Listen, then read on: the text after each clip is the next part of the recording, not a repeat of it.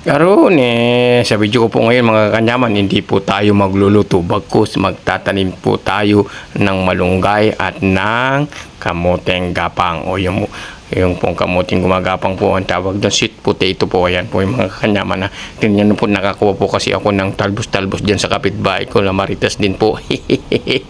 At sabi ko pengi naman po actually di nga po ako nagpaalam lang po ako dun sa gate. Kasi po walang tao kaya pinitas ko na lang po. Ayan na po, tatanim po natin ang lusog po ng kamote mga kanyaman. Sana po magtubo po siya mga kanyaman para naman po makapag-provide tayo yun ng libreng talbos-talbos at daon-daon mga kanyaman. Ang sarap po kasing isawsaw yan sa ginamos o yung alubebe po mga kanyaman. Tingnan nyo naman po si kanyaman, ang sipag po ni kanyaman, diba? Nandun po sa kabila yung alaga ko, pinapanood niya po ako. Hindi ko na po siya kinuhanan ng video mga kanyaman. Tuwang-tuwa nga siya sa akin mga kanyaman. Nawibili po siya.